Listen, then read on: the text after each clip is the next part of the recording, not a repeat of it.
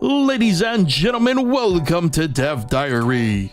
At the time I'm recording this, GameMaker just announced the theme for their Notice Me game jam. Then the night changed everything.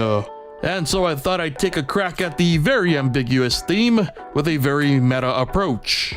In this game, the player takes control of a game developer working hard to make rent for the month. They must complete tasks for cash from a list that continues to grow over time, and as per the theme, every few nights the player's software will receive an update. And some of these updates will prevent the player from working on any tasks until the next update. Now the kicker is that's just half of it. Not only must the player earn enough for their rent, but also enough to purchase food and take breaks. Because if not tended to, the player will suffer side effects and eventually pass out. And that's it. That's the game. So let's get to the code.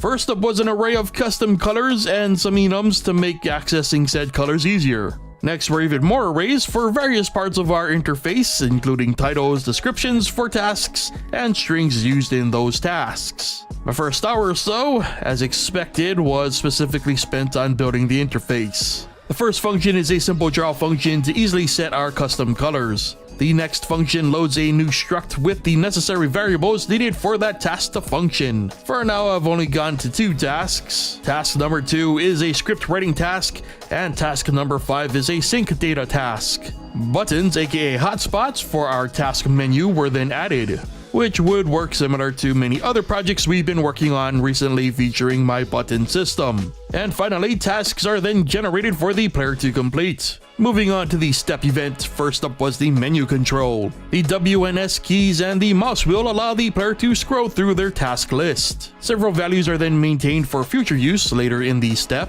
Next, if the player clicks within the task menu, the corresponding choice is then saved to the current task variable, which is calculated based on the mouse position and offset of the menu, the offset being where in relation to all of the available tasks the player currently resides. Next comes the actual interactive game part, which would function based on the current task type. Again, task 2 is a script writing task, so all the player has to do is hammer on their keyboard to proceed through their given string of text. Giving off the illusion of the player writing the text themselves. In other words, it works like the typewriter effect from an RPG game or visual novel, only one letter at a time, progressing via keystrokes. As for task 5, the sync files task, it's just a simple countdown timer. If the player has initiated the event, it begins to count down to its given max number at the given rate, which could also randomly change on any given frame. Then, of course, if the event has not been initiated yet, it waits until the player has clicked within the start button hotspot / button.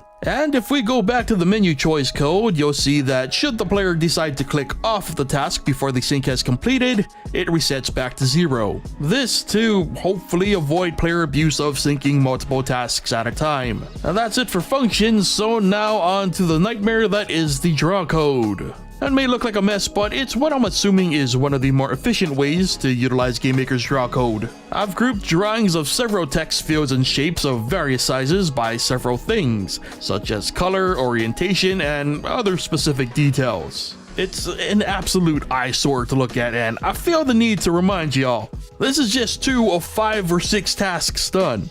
It's only going to get uglier from here. But having said that, this is what we're currently working with. At some point, the bar at the top will contain more info other than the update meter. To the left is the task menu with a list of generated tasks. Again, since we've only got 2 tasks to choose from, only 2 types of tasks can be generated. Each task is based on their own struct data, so the player can start on a 1 script task, move on to another, and come back to the first, and it'll remember where they were. And obviously the same doesn't go for the sync task, as it's meant to, purposely pull the focus away from the player. I should also probably note that the poop is just a temporary placeholder for the script text, because the original test string was just way too long.